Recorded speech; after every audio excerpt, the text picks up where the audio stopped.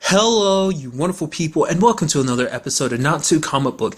This being a show where I talk about TV shows that are adaptations of comic books. For today's episode, I'm going to talk about the latest episode of Arrow. So in this episode, picks up right where the last episode got off. It's like, oh, we caught Chase and everything. It's like, of course, things aren't going to go that well. Especially, it's even more messed up when you realize, oh yeah, it's Oliver's birthday too. It's like, man, that is just the worst. It's like things just... It turns out, like, I figured there was more to that whole Renee situation, and it turns out to be the case. Renee, find out it's not just him. Renee, Dinah ended up getting taken. Later on, it's Curtis, as well as Lance and Thea, just slowly, one by one. You know, obviously, he's still locked up, but Chase has planned this all out, and so he's been basically taking everyone that's important away from Oliver. All for the purposes of trying to get Oliver to let him go. But, I mean, obviously we know that that's not all there is to it, but it's just like, it's so interesting, like, when it was all said and done, like, obviously later on Oliver ended up finding out about William getting involved, and Chase ended up saying something that I was like, wow, that's some twisted logic. He's like, but, like, Oliver's like, you brought my son into this. Like, why? He's innocent. He's like, my wife was innocent too, but you brought her into it. I'm like, so you're blaming him? It's like, oh, I was forced to kill my wife because of you. It's like, no one told you to kill your wife, but you're so twisted in the head. Like, I mean, it's like, you get what Oliver did to him, but it's like the moment he was like, yeah, but like, I thought it was like, oh, he's going to talk about someone innocent. I'm like, you're not about to talk about your dad being innocent. And he mentioned his wife. I'm like, what kind of twisted logic is that? You killed your own wife, you sack of crap. And it's like, you're doing all this trying to prove a point. Like, it's like, oh, it's Oliver's fault. Like, talking about, oh, Oliver destroys everyone around you. It's like, what about you? You had your wife. She was a good part of your life. And it's like, oh yeah, I'm sad that I had to kill her, but it's Oliver's fault. He pushed me to do it. It's like, trying to get my wife to be on his side to kind of stop me. It's like, so I had to, it's like, wait, what kind of twisted rationale is that, dude? And at the same time, you still got Evelyn helping him as well as Talia. Once again, I'll reiterate it. How are you okay with putting, like, Oliver's son in the middle of this? Like, I don't understand that. Like, especially Evelyn, you had such a problem about families being taken away and everything. I get you have your beef against Team Arrow, but why? I mean, the fact of the matter is, I want to reiterate, do they even know about William being a part of all this? It's like, wait a minute, you didn't tell us children were be involved. I don't know if that's going to be the case or not. I mean, that will determine a lot in the next episode if they say anything about William being involved. It's like, no, this involves Team Arrow. They're adults. They cause these problems. That's up to them. Like, William shouldn't have to suffer for the sins of his father, so, but, Chase, the thing is, I don't know, like, with the way Chase has in his mind, like, I get the feeling he would kill William just to screw Oliver over. Just to like, oh yeah. Or maybe end up manipulating him and like make a Billy situation. It's like, oh, force, I don't know what the circumstances might be, but possibly make Oliver end up killing his own son. I don't know.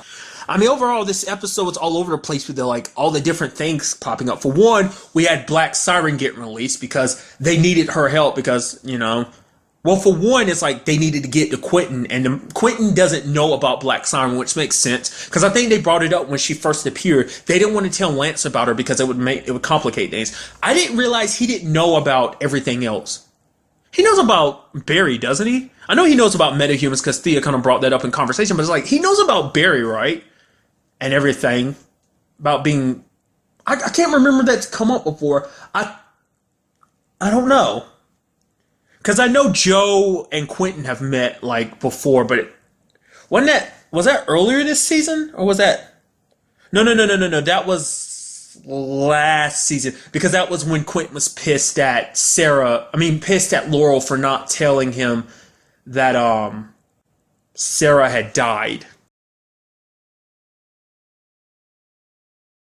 Nevertheless...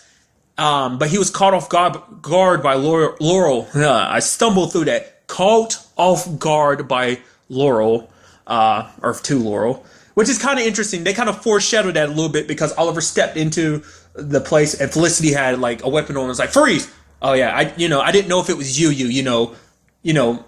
other Earths and etc. And she's like, oh, I feel so bad that I actually have to say etc. That etc. is needed in times like these. It's like, yeah, flashpoints and I mean, granted, Flashpoint wouldn't affect things like to this extent because that's the whole time travel thing is like you wouldn't notice the difference. But you know, crazy stuff like that and other Earths and stuff like that, it's a lot to process, especially when you don't have to deal. It's like, oh yeah, it's like criminals and stuff, but then you got metahumans and now time travel and alternate realities and alternate worlds, parallel worlds and stuff like that. It's a lot to take in, and especially when Thea kind of had to explain it to Lance. But even then, it was like Laurel tried to excuse it because she's like, the fact of the matter is you loved your daughter. It's like, you know, even calling him daddy and stuff like that, even after the ruse was up and everything, it's being like, the fact of the matter is I'm working with Chase because he promised not to hurt you, which is like, makes you wonder, is that the case or not? Because the fact of the matter is Oliver wanted to give her a second chance. He tried to give her another chance. So it's like,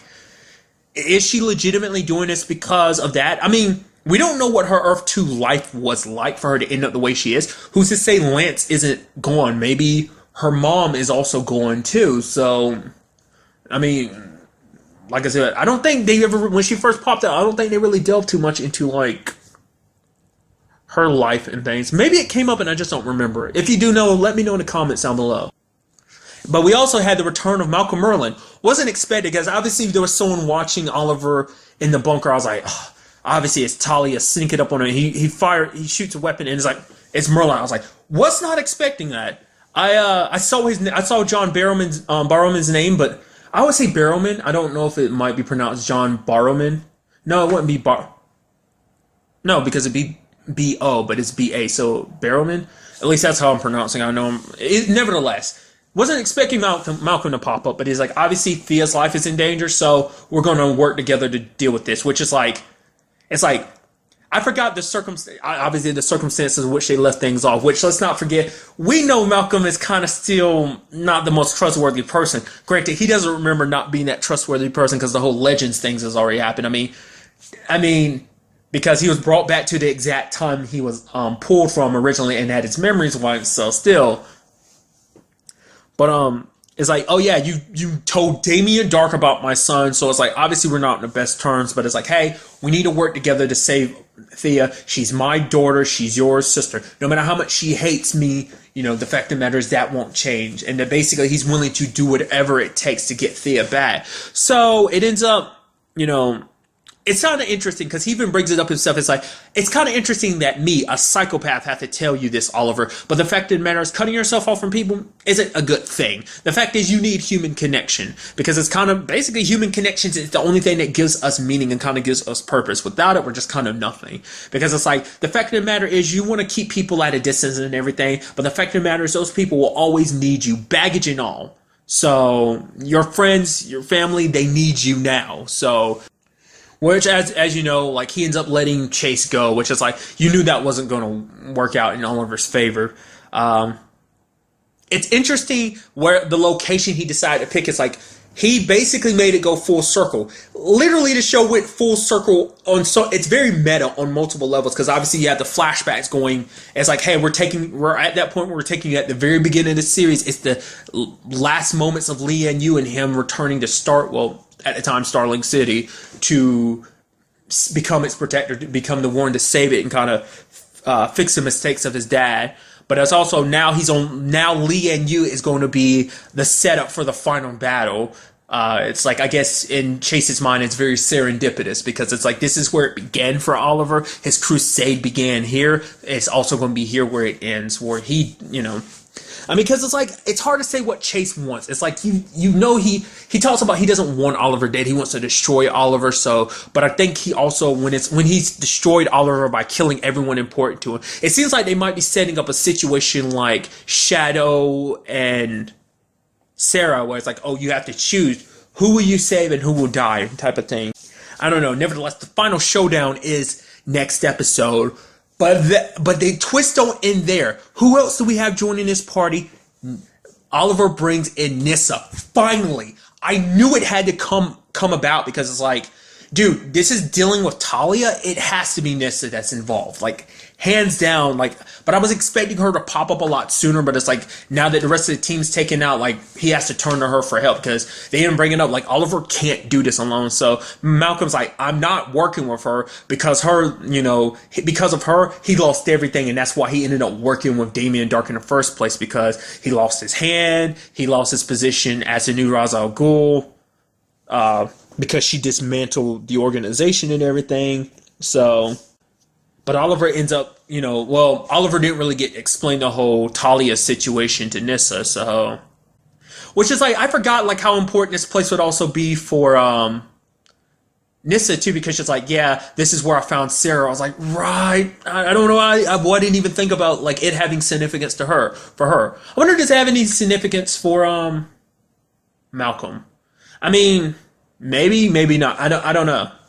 I mean, technically, because as we know, like, Kovar ended up on Lian Yu, so technically there's the connection there. The fact of the matter is, does Oliver now know that Malcolm was behind that? Because obviously at the time, like, Kovar, even though we still got one more episode, I'm sure Kovar didn't let it spill that Malcolm helped him out like that, because I feel like, obviously, because they would have to write that to be like, oh, like, Oliver brought that up earlier, and I was like, no, that would just contradict stuff, and it's like, oh, why didn't you bring this up? It's like, no, so he'll probably find out at some point, so maybe that's the connection there. It's like, how did Kovar find him? Maybe it's because of Malcolm's help, or obviously his own connections and stuff like that. So, but the real twist that I didn't see coming, and I saw him going down somewhere. I was like, "Oh, you get someone else's help?" I'm like, who else is? I was like, "No, you don't mean freaking Slade Wilson." Sorry, I got a little excited. Like that, I don't know if that came out in a recording or not, but I said it super loud. Nevertheless, I was like, "What?" Turning to the one person that you probably hate, probably just as much as you do Chase. I mean, arguably, to be fair, it's like think about it. It's like you're working with like two people you hate probably just as much as Chase because of everything Malcolm's done, the undertaking, and just all the pain he's caused. Let's not forget, he's technically the reason why, he's directly the reason why Tommy's dead. And you're working with the dude who killed your mom, Slade, and it's like, man, enemies turned to allies. Was not expecting that twist. Like I said, this is the thing I saw that coming. The Malcolm thing didn't see coming. The Slade thing didn't see that coming either. It's like, wow. The next episode is going to be fantastic. I just had that feeling already. Obviously, the flashback we ended up seeing. I mean, obviously it coincides. It's like I say, it's so interesting how you go reverse with a lot of stuff. Like obviously, like, all of this is pushing Oliver to become who he is at the beginning of the season, while present day Oliver is trying not to be that person. He's trying to be the hero, trying to kind of do the right thing, go about the right path, and protect the people that he loves and everything. But obviously in the past, Kovar basically injects him with a drug that basically attacks you psychologically, that basically every wound and scar that Oliver has, every time like Kovar touches one, it's like he relieves that pain. Like if he got shot, it's like the moment that wound is touched, it feels like he's getting shot all over again. So to the point that basically his mind starts playing tricks on him. And I forgot his name, but Shadow's dad, the dude who trained Oliver from the very beginning to survive, it's like, hey, I'm here. And the fact is, I sacrificed myself so that you can live. And what did that get me? My daughter dead. You failed. The fact of the matter is, so many people died. Tiana, just so many died. And like for you to just end up here and do nothing, it's like the only way you can stop yourself from infecting other people is by, taking the gun that Kovar had given him. Take that one bullet and kill yourself. But before he could do it, Laurel inside of his head told him, it's like, you need to come back to us, Ollie. If you don't, like basically Sarah's death will mean nothing. So it seems like Oliver's putting that aside and is getting the job done. Now, like I said, with the current circumstances, it seems like this Kovar situation is kind of stuck in the past. And like, because I brought it up before, I was like, I kind of correlated. Like, I knew something else had to come up because Oliver wasn't wearing that attire when he was picked up at the beginning of the series. So obviously they're going to put him in kind of the jumpsuit because he was kind of wearing the hooded outfit. Granted, I don't know, before Rescue popped up, maybe he changed out of those clothes, the argument's there. So, but obviously he'll probably dress up to take down Kovar and the rest of his men. The question is what happens to them, because it's like, You would think they would have investigated the island a little bit more, but I mean, granted, they weren't probably like they were a ship just there to kind of rescue him. So there's no one was there to kind of like, oh, let's check out Leon. You has anyone actually been back there since? I mean, obviously Oliver has when he put Slade in that Argus prison there by himself. He's been there the entire time. It makes you wonder how often do people visit him or not. Nevertheless. Like I said, next week's episode is going to be crazy because the next week's episode is in fact the season finale. I am very curious to see what what goes down next episode because obviously you have Talia and Nissa. Like, what's that going to mean? Like, because I forgot like what their particular situation was because that conversation's never like our only interaction with Talia before this was when Sarah went back in time in season 1 and trained with the League of Assassins. Like, I wonder, will Nissa be able to convince her to back down? Or is it just like... Because, I mean, I don't actually remember exactly how Talia felt. Not Talia, Nissa. I think Nissa was super pissed after she found out what Oliver did. Basically killing her dad and also... I was at an earlier point. I don't remember how she actually felt about her dad dying. I think she was pissed at Oliver for it, but I mean, obviously we see that she kind of doesn't. It doesn't really matter at this point in time. But I mean, what she was more so mad at was the whole Merlin situation because Merlin's the one that set everything up that killed Sarah originally. Which she knows Sarah's alive, right? I don't remember if that. Yeah, she does. She does. I forgot. Because that's the whole, like, reason why she got rid of the Lazarus Pit last season. I forgot. Like, that was the whole thing. But I don't know if she knows. God, I'm forgetting so much stuff.